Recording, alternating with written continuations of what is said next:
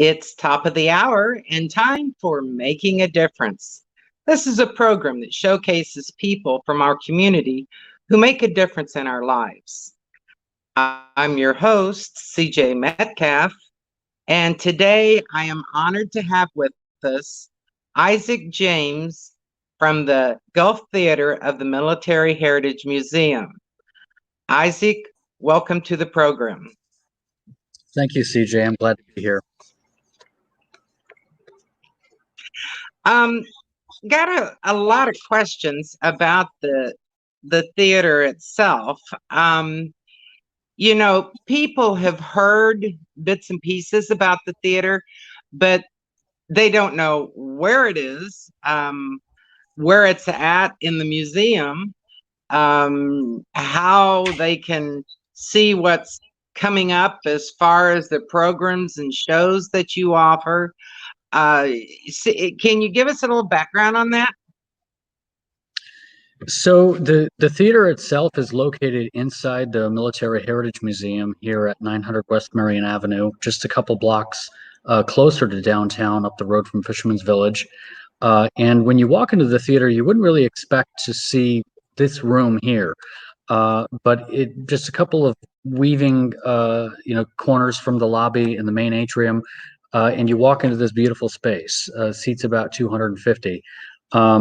We have a lot of just a short, brief overall. We have a lot of different genres of music here that are not just part of the theater season. The Gulf theater season itself has a lot of, should I say, tribute shows, which we found the demographics here in Charlotte County really do appreciate. But we also have groups like Gulf Shore Opera and also the Grand Piano Series, both out of Bonita Springs and Naples area. And we just partnered, very proud partnership with the Southwest Florida Symphony out of Fort Myers. Their next performance is on the 28th. So we've really gone out and to bring the genre in music that Charlotte County really appreciates and sometimes may not have to offer to the community. And so we are trying to fill that space in that Fort Myers to Sarasota area with genre that our patrons do love and appreciate. If someone like wanted to look at your schedule, where would they go? So if you go to see what you have coming up. Right. If you go to our website at www.golftheater.org, you'll find several areas. For the theater season, you can click on Gulf Theater tickets. But if you'd like to see everything that's going on in the theater, including all of the partnerships that I just mentioned, I would suggest going to Event Calendar. So if you go to www.golftheater.org and click on Event Calendar, it'll show all of the events that are open to the public. Like, for instance, during the month of March. The next one would be Saturday evening. We have a Charlotte County Centennial celebration. The following day, the day after that, the Grand Piano Series from Naples is bringing in an Israeli pianist performing on the Gulf Theater stage Sunday afternoon. Past that, we have the Rocket Man Elton John show on the 26th. And then I believe on the 28th, the following Sunday, we have the Southwest Florida Symphony. So the weekends in the museum, in the theater, are really booked, and which we love during the season because we love bringing all of those performances to Punta Gorda in Charlotte County. But the website is probably anyone's best bet to get any information, especially the event calendar, which has all of the performances, not just part of our season.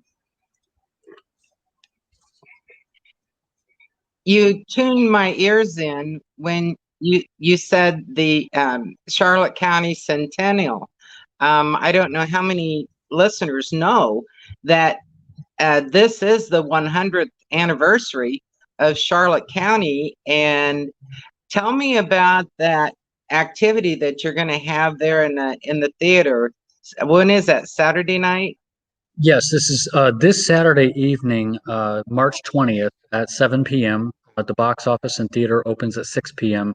And what it is it's a local band, they're tremendous, called the Jazz Fools, Phools. And the event is called All That Jazz, a celebration of Charlotte County's 100th birthday. And what they're performing is it's actually a really, really unique event. The Military Heritage Museum is partnering with the Charlotte County Florida Historical Society. And Ted Eamon with the Historical Society wrote a narrative about Charlotte County. And there will actually be a narrator there that evening, Nathan Foreman, and he will be narrating Charlotte County's story with music surrounding it, as well as visual aspects of it on our big, beautiful 18-foot projection screen. And so it really is going to be a fantastic evening. The music will be music of post World War One, during World War One era. Uh, Also roaring 1920s jazz, as well as like a Dixieland style. They'll be joined by vocalist Kirsten Joyner as for the majority of the night, and then I will also be singing one World War One favorite, "Keep the Home Fires Burning." And so it really is it's going to be a fantastic evening. We'll have a full cash bar provided by one of our season sponsors, the TT's Tiki Bar Sheridan 4 Points, and so you'll be able to bring drinks in the theater and whatnot. So it'll be a fantastic celebration. Well, I did purchase tickets for Saturday night because not only of the centennial, but because I get to hear you sing. And if no one's ever heard you sing before, it's very ear-warming. You Well, always thank want you. more. Isaac, tell me a little something about your background and how you came about being the manager of the Gulf Theater. Yes, so I am, as anyone that knows me, I'm a classical pianist, which is my main trade, I guess you could say. And so I have the performing arts aspect of things. I also ran a few concert series up north in New York, where I'm from.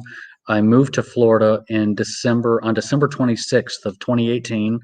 Was the absolute best decision I could have ever made. I had friends that lived here in the area, and I came down and was with them for a while, and then I branched out on my own. And I'm friends with the executive director, Gary Butler, and we work and have a fantastic working relationship in trying to bring the museum revenue, as well as bring the performing arts to the surrounding areas. I have really come to fall in love with the museum and everything it stands for. And so I really do my absolute best to not only just be a representative of it, but also to have the best of the best here, which is why all of the music that I do bring into the theater, that's part of our season or that we work with closely, it's vetted. I can say I might be a little bit picky and have some OCD. I really do background work on every single group that comes here to make sure that it's not only just authentic, but really good quality. And hearing from all of our patrons on a weekly basis, every time they leave here, they're always wanting to come back. And it has been this season has been so good, in fact, that I'm seeing so many regulars on a weekly basis, and getting to know them by name. And so it really has become a staple in Punta Gorda. And we've sold out a good handful so far, and we have a few more that will probably sell out. Socially distanced, of course, which, if you don't mind me talking just a little bit about COVID protocols in the theater, we really do take that very, very seriously. Masks are to be worn the entire duration of each show. The museum and the theater did purchase a fog sanitizer that we sanitize the museum before and after each event. We do temperature checks at the door, hand sanitizer stations at each entrance. We really do take that seriously. Unfortunately, I hate being the bad guy, but we have had to ask a few people leave because they just don't want to wear a mask or for whatever reason. But a mask or a face shield has to be worn the entire time. This is really the only way that we can keep these shows in existence. I'm really hoping next season we don't have to necessarily be socially distant in the theater. You'll always have a seat on either side of you empty. There might be someone behind you or in front of you, but on either side of you, it'll always be an empty seat. Sometimes two. So there is limited seating. The theater seats about 250, and a sellout for social distancing is about 170. So we do lose quite a bit of amount of seats because of COVID-19. But we want people to feel that they can come here and be safe, but at the same time have a really enjoyable and memorable experience. Because people really are looking for something to do, but we just have to do it in a safe way.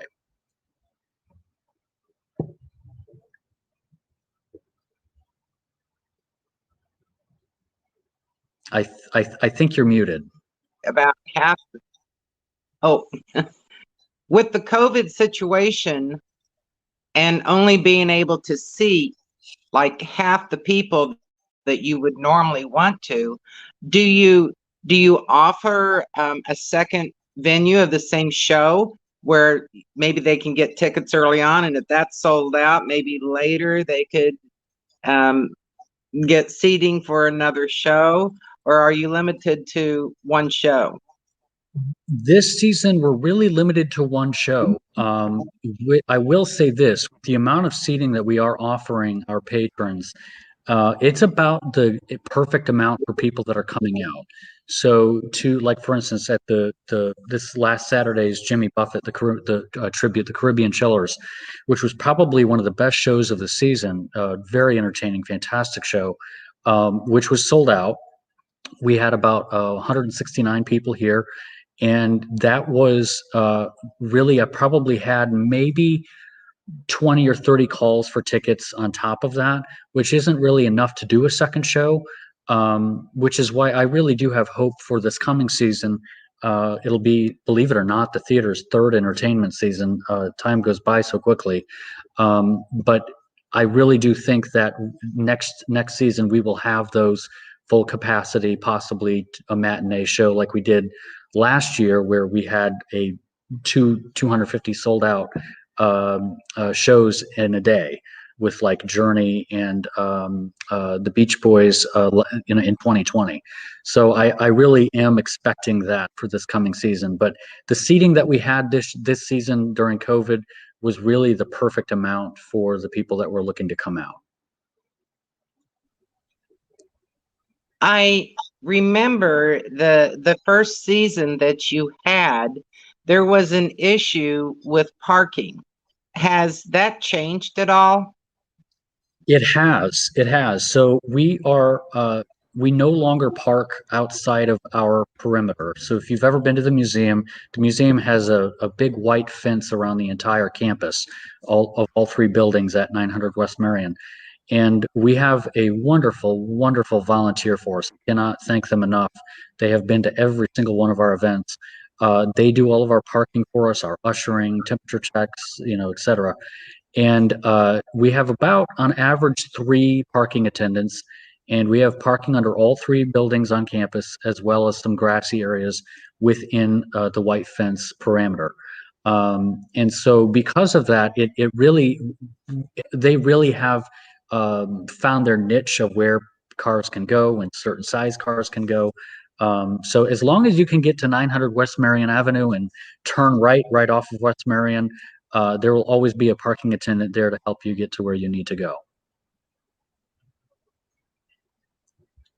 Well, let's get into some of the fun topics of being the Gulf Theater manager, such as if you had a little extra money in your budget, how would you spend it and why?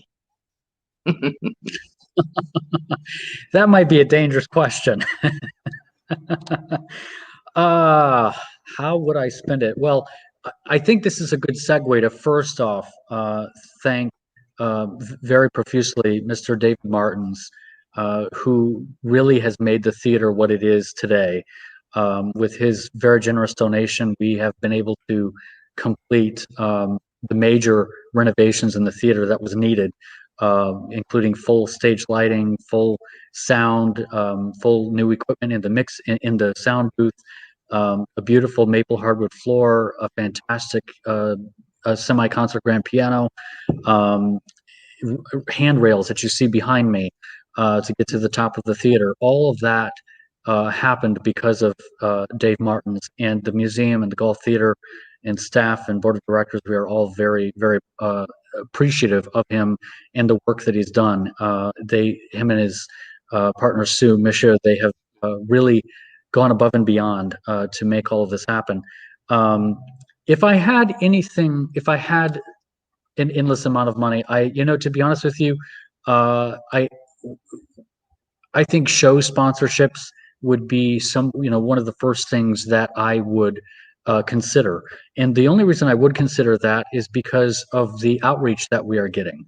The outreach that the Golf Theater reaches now. We have, and I know this because I take calls on a daily basis that I'm here for tickets. We have people come from Miami. We have people that come from as close as Punta Gorda, as far as Miami, as far as we had a couple come to Punta Gorda and stay the weekend at the Journey show and they came from Destin and they made a whole weekend out of it and hung out at Fisherman's Village. And so our marketing reach has really gone far. And so because of that, it would be, if I was a business owner, I would be very interested in sponsoring an event at the theater because we reach so many people in such a broad demographic, which is a good segue. The Golf Theater really does appreciate Exit Gulf Coast Realty with Ken Doran, who is an event sponsor for the John Rocketman show coming up. And he's done a fantastic job at getting the word out for that, which is why it's almost sold out. So if you don't have your tickets for that, you might want to get them now. There's about, I believe, 10 or so left. But if I had the funds, I would really put it towards event sponsorship, because all the revenue that comes through the museum for these shows goes to the Military Heritage Museum, and not only just the operational fund day-to-day basis, but also provides scholarships for local students who may not have the funds to attend the museum themselves, and so we can offer that.